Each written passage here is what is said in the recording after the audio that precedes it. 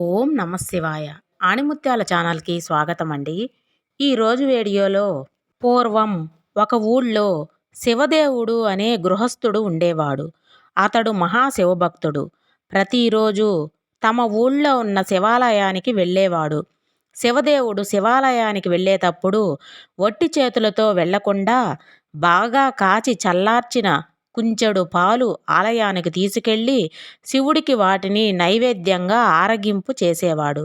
అలా భక్తితో స్వామికి నమస్కరించి ఆపై ఆ పాలను ఇంటికి తీసుకెళ్ళేవాడు. ఇలా పరమనిష్టతో ప్రతిదినం కుంచెడు పాలను శివుడికి ఆరగింపు చేసేవాడు. ఒకరోజు అనుకోకుండా శివదేవునికి భార్యతో కలిసి పొరుగురికి వెళ్లాల్సిన పని పడింది. దాంతో తాను శివుడికి పాలు నివేదించి ఎలాగా అని ఆలోచించాడు. ఇంట్లో అందరికన్నా చిన్నదైన కూతుర్ని పిలిచి, పాపా, మీ అమ్మ నేను పని మీద ఊరికి వెళుతున్నాము. మేము ఊరి నుంచి తిరిగి వచ్చేదాకా ఇంటిని జాగ్రత్తగా ఉండు.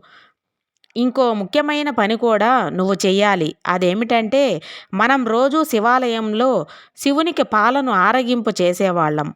ఆ పనిని మానకుండా నువ్వు నిష్టగా చేయాలి. కాచి చల్లార్చిన మంచి గోవు పాలను కుంచెడు కొలిచి ఒక పాత్రలో పోసుకొని గుడికి వెళ్ళాలి. అక్కడ స్వామికి ఆ పాలను ఆరగింపు చేయాలి. వెళ్తావు కదూ? ఇది మన నియమము తల్లి. వ్యర్థం కానియోకు. ఆటలని పాటలని అటు ఇటు పరిగెత్తకుండా, స్నేహితులతో తిరగకుండా ఇంటి పట్టునే ఉండి చెప్పిన పని చెయ్యమ్మా, మర్చిపోవు కదూ, మా బంగారు తల్లి కదూ అని గడ్డాం పట్టుకొని బతిమిలాడాడు. మరి గుడికి వెళ్ళే పని పాపకు అప్పగించాడు. శివదేవుడు పాప సరే అంది. శివదేవుడు భార్యతో కలిసి పొరుగురికి వెళ్ళాడు. మరుసటి రోజు పాప చాలా ఉత్సాహంగా ఉల్లాసంగా స్నానాదులు ముగించుకొని మంచి గోవు పాలను మరగ కాచి చల్లార్చి కుంచెడు పాలు కొలుచుకొని గిన్నెలో పోసుకొని గిన్నె చేత పట్టుకొని తను కట్టుకున్న పలుచని కొంగును పాల మీద కప్పి సరాసరి గుడికి చేరింది.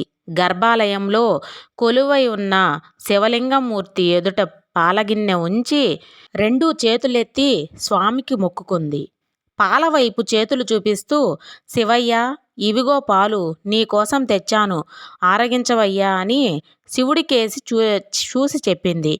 పాప తాను శివుని ఎదురుగా నిలబడితే ఎలా తాగుతాడు అని కాస్త పక్కకు జరిగి చాటుకు నిలబడింది. కాసేపు అయ్యాక వచ్చి ఆ గిన్నెలో చూస్తుంది. ఆ గిన్నెలో పాలు అలానే ఉన్నాయి. అప్పుడు పాప, శివయ్య, పాలు తాగలేదా? నీకోసమే తెచ్చాను. తాగడానికి ఏమిటి ఇబ్బంది? తాగవా? తాగు తాగు అంటూ శివుడికేసి చూసి పురమాయించింది. ఊహూ, శివుడు తాగలేదు. చిన్నపిల్ల కదా. ఆ పాపకు చింత మొదలైంది. తనలో తానే అమ్మా నాన్నలు చెప్పినట్లుగానే చేశాను. ఎక్కడ ఏం లోపం జరిగిందో. శివుడేమో ఈ పాలు త్రాగడం లేదు. దాంతో పాపకి భయం పట్టుకుంది.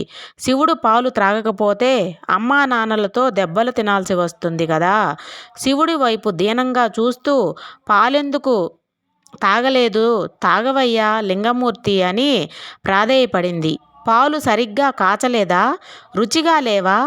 సద్దిపాలు అనుకుంటున్నావా? నీళ్లు కలిపానని అనుకుంటున్నావా? ఆవు పాలు కాదనుకుంటున్నావా? పోనీ ఆకలిగా లేదా? ఎందుకు తాగవయ్యా అంటూ నిలదీయడం మొదలుపెట్టింది. పరమశివ పసిపాపను చేసి ఏమిటి ఈ సతాయింపు? ఒక్క గుటక అన్నా తాగితే నేను తృప్తి చెందుతాను కదా అంటూ పాప పరమశివుణ్ణి బతిమిలాడుతుంది. నువ్వు పాలు తాగటం లేకపోతే మా అమ్మా నాన్నలు నన్ను కొడతారు. అలా కొట్టిస్తావా? నా మీద ప్రేమతోనైనా తాగవా? మా నాయన కాదు, మా శివయ్య కదూ, తాగవయ్యా అంటూ అన్నం తినకుండా మారాం చేసే వాళ్ళ తమ్ముడిని వాళ్ళమ్మ ఎలా బుజ్జగిస్తుందో గుర్తు చేసుకుంటూ బతిమలాడుతుంది, ఏడుస్తుంది. ఆ పరమేశ్వరుడు పాప అమాయకత్వానికి నవ్వుకున్నాడు. ఆ కరుణామూర్తి భక్తికి వశం కాకపోతాడా? అయినా పరీక్షిస్తూనే ఉన్నాడు. పాప కింద పడి అల్లరి చేస్తూ గిలగిల కొట్టుకోసాగింది. నాన్నగారు పదే పదే చెప్పినా ఈ పనిలో ఆటంకం ఎదురైందని తెలిస్తే ఆయన చేతుల్లో చావటం ఖాయం.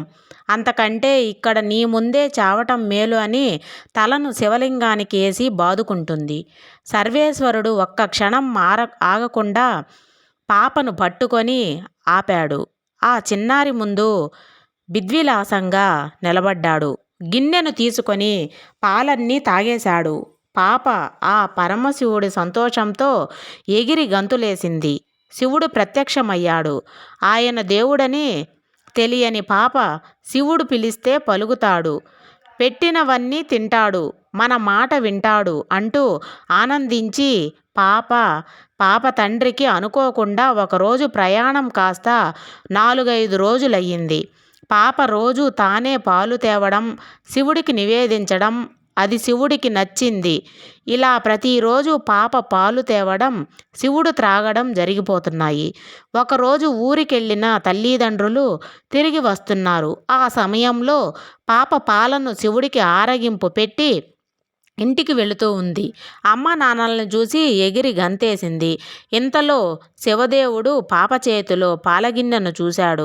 పాత్రలో పాలు లేవు, ఎక్కడి నుంచి వస్తున్నావు అని సందేహంగా అడిగాడు. పాప గుడిలో శివుడు పాలు తాగి వ్యవహారం చెప్పింది. శివదేవుడు పాప మాటలకు నమ్మలేదు. శివుడు పాలు తాగడమేంది? నువ్వు ఏదో అబద్ధం చెబుతున్నావు. శివుడి పేరు చెప్పి నువ్వే తాగేశావా? నిజం చెప్పు. శివుడికి నేను చేసే వ్రతాన్ని నేలపాలు చేశావు కదూ అంటూ ఆగ్రహంతో కూతుర్ను అనరాని మాటలు అన్నారు. ఎంత చెప్పినా పాప మాటలు నమ్మని శివదేవుడు మరునాడు పాప వెంట పరమేశ్వరుని మందిరానికి వెళ్ళాడు. రోజులాగే పాప పాలను శివుని ముందు ఉంచి లింగమూర్తి ఆరగించవయ్యా అని పిలిచింది. స్వామి పలకలేదు. అప్పుడు శివదేవుడికి పట్టరాని కోపం వచ్చింది. రోజూ పాలు త్రాగే శివుడు ఇవాళ తాగలేదు, చూడను కూడా చూడలేదు. కన్న తండ్రినే అబద్ధపు మాటలతో మోసం చేస్తావా? ఎంత శివద్రోహం చేశావే? శివుడికి తెచ్చిన పాలను నీ పొట్టలో పోసుకున్నావా? ఉండు నీ పని చెప్తా అంటూ ఆక్రోశంతో పాప మీదకి ఉరికాడు. ఆ తండ్రి పాప భయంతో వణికిపోయింది. ఎటు వెళ్ళాలో తెలియక గట్టిగా ఏడుస్తూ హా లింగమా, హా లింగం అంటూ లింగ స్వరూపాన్ని గట్టిగా పట్టుకుంది. ఇదిగో నేనున్నాను, భయపడకు అంటూ అత్యంత దయతో మహాలింగమూర్తి పాప మీద వాత్సల్యంతో తన వక్షస్థలాన్ని తెరిచాడు. పాప అందులో చొరబడింది. తండ్రి వెంటపడుతూ పాప వెంట్రుకలను చిక్కించుకున్నాడు. ఎక్కడికి పోతావే అంటూ యువతలికి లాగబోయాడు. అప్పటికే పాప శివుడిలో ఐక్యమైపోయింది. వెంటనే ఆ దివ్యలింగంలోకి ఆ పాప మాయమైపోయింది. ఎంతో నిశ్చలమైన ఆ పాప భక్తి, అమాయకత్వం అదే శివుడికి ఇష్టమైనది. అందుకే తండ్రిని కాదని బిడ్డకు దర్శనమిచ్చారు. తనలో ఐక్యం చేసుకున్నాడు. దానికి ఇంతకన్నా నిదర్శనం ఏముంది? ఆనాటి నుంచి ఆ పాప గోడగూచి అనే పేరుతో స్తుతించసాగారు. ఇదే నిర్మల భక్తికి, అమాయక భక్తికి తాత్కాణమైన గోడగూచి కథ. కార్తీక మాసంలో చిన్నపిల్లల ఇలాంటి కథలు చెప్పిన వారికి దేవునిపై విశ్వాసాన్ని పెంచే ప్రయత్నం చేద్దాం. ఇదండి ఈరోజు వీడియో. ఈ వీడియో కానీ మీకు నచ్చినట్లయితే ప్లీజ్ లైక్ చేయండి, షేర్ చేయండి, సబ్స్క్రైబ్ చేయండి ఫ్రెండ్స్. ఓం నమః శివాయ.